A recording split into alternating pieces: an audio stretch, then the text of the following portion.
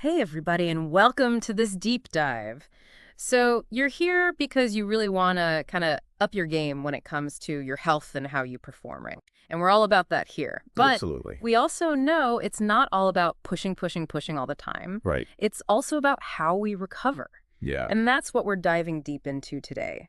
Get ready to discover some really cool insights because, let me tell you, recovery, it's a lot more than just putting your feet up after a tough workout. It really is. I think a lot of us have this kind of limited view of what recovery actually means. Yeah. We tend to miss out on that bigger picture of really letting our bodies and minds truly, recharge and rebuild. And that's, And that is where I think you come in. I'm really excited to pick your brain a little bit about how we can actually use the science of recovery in our everyday lives. yeah, happy to break it down. It's really interesting. The Journal of Sports Science and Medicine, they define recovery as restoring both physical and mental balance. Yeah.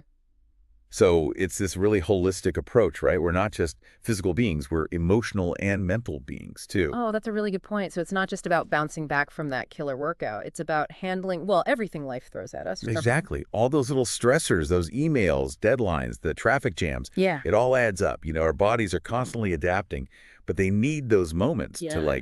reset and recalibrate to really function at their best. Totally. It's almost like running your car, like nonstop without ever stopping for an oil change. Yeah. Someone's got to give at some point, right? Oh, absolutely. And we ignore those needs. We're basically setting ourselves up for burnout, injuries, just feeling generally crappy. Recovery is about, thinking long term, investing in our health and well-being for the long run. So where do we even begin? What are like the most, I guess, powerful tools that we can use to really boost our recovery? Well, I think a good place to start is something, I'm sure everyone's familiar with, sleep. But here's the thing, sleep, it's so much more than just feeling rested, right? Yeah. It's actually this time when some incredible rejuvenation and repair is happening, both for your body and your mind. I've definitely heard like sleep is important a million times, but I'm ready to like go deeper. What is actually happening in our bodies while we're asleep that makes it so crucial for recovery? Okay, so during deep sleep, your body's releasing this surge of growth hormone. Yep. And this is kind of like the maestro of muscle repair and growth. Mhm. It's when your body is literally rebuilding and strengthening itself from the inside out. Wow. So we really are like recovering and rebuilding as we sleep. It's not just about like not being tired in the morning. Exactly. And here's the thing. While your muscles are busy repairing, your brain is hard at work too. The American Academy of Sleep Medicine, they found that sleep is just as vital for cognitive recovery. That means it directly impacts our focus, our memory, and even our ability to make good decisions. Okay, now you're talking. I am all about that mental clarity, that peak performance. And it reminds me of this study I read in the Journal of Sports Medicine. They found that athletes who consistently got 8 or more hours of sleep every night, they performed better and recovered faster. Yeah, That's huge. it's huge. And it really highlights that sleep isn't just about how much you get, but the quality of sleep too. Mm-hmm. Deep, uninterrupted sleep is where all the magic happens. So then how do we make sure that we are getting that kind of high quality sleep? Are there like tips or, I don't know, tricks? Yeah, totally. Consistency is key. Try sticking to a regular sleep schedule, even on the weekends. It helps to regulate your body's natural sleep-wake cycle. Yeah. And I know it's tough, but try minimizing screen time at least an hour before bed. You know how it is with the... That blue light, it's a killer. It really is. Creating a relaxing bedtime routine can help too, and make sure your bedroom is dark, quiet, and cool. Think of it like designing your own little sleep sanctuary. I love that. Okay, so we've talked a lot about sleep, but surely there's got to be more to recovery than just, I don't know, sleeping all day, right? We can't just Yeah. sleep all day. Right. Or can we?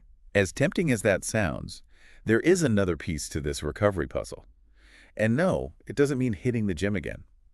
Let's talk about active rest. Active rest.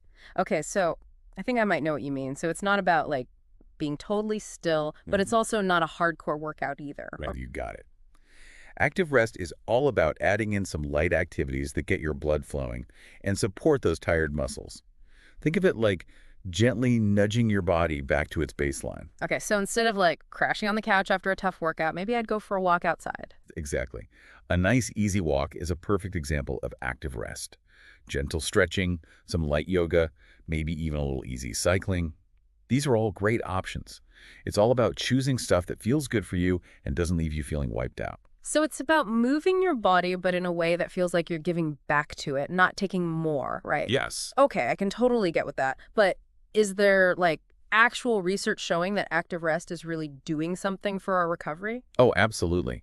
The European Journal of Applied Physiology, they found that active rest can really help reduce muscle stiffness, that tight feeling we all get after a tough workout. Ugh, yeah, tell me about it. So it helps with that. Plus, it improves flexibility and can actually help you recover faster from those hard workouts. Wow. So active rest isn't just like some feel-good thing. It's legit backed by science. It's kind of blowing my mind a little, I'm not going to lie. It seems kind of counterintuitive that moving more would help you recover faster. Right. But when you really think about it, it makes sense. Gentle movement helps increase blood flow, which delivers oxygen and nutrients to your muscles.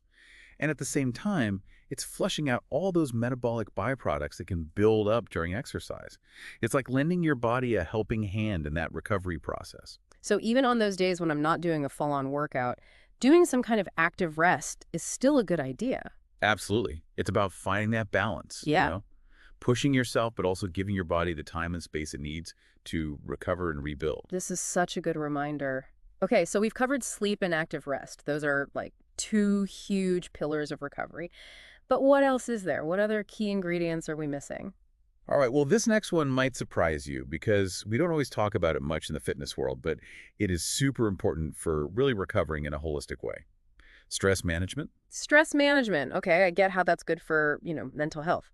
But how does managing stress play into physical recovery? It's all connected. So when we're stressed, our bodies release this hormone, cortisol. Now, in small doses, cortisol actually helps us. It gives us that boost of energy to deal with tough stuff. But when that stress is constant, those cortisol levels stay high, and that's when it starts messing with our body's natural ability to recover. So it's not about avoiding stress altogether because, let's be real, that's impossible. It's about managing it so it doesn't, like, totally take over. Exactly. And this is where it gets really interesting. The American Psychological Association, they've done tons of research on how chronic stress affects us.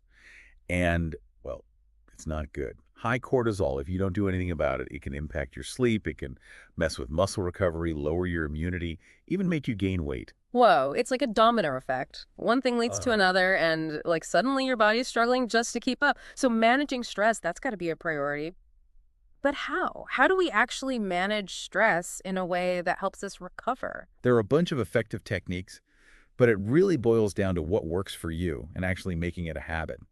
Mindfulness practices like meditation or just deep breathing, those are super powerful for lowering those cortisol levels and helping you chill out. Oh, and I've heard that just being out in nature can be super restorative too. Totally. There's something about being in nature, the fresh air, the sunlight, all the sounds and stuff that just calms your system down. It really melts away the stress. And don't forget about hobbies.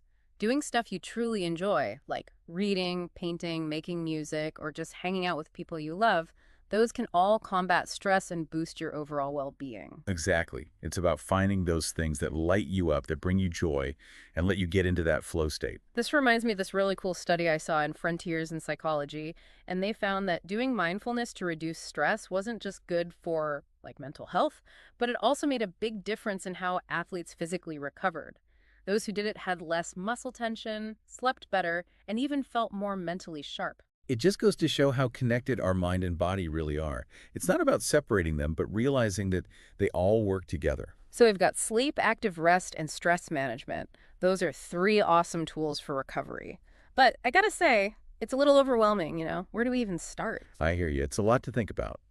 But the good news is, it doesn't have to be this big, complicated thing. Start small, make little changes you can stick with, and go from there. So what are like the non-negotiables, the must-dos when it comes to creating a recovery routine that really works? That is the question. Yeah. If I had to pick the most important things, I'd say make sleep a priority, hands down. Shoot for 7 to 9 hours of good quality sleep each night. And maybe try one of those sleep trackers. They could be surprisingly helpful to see your sleep patterns and spot any problems. Yeah, I've heard those sleep trackers can be real game changers. Once you see the data, it's like, whoa. Right. They're pretty cool. Yeah. And don't blow off scheduling in those active rest days.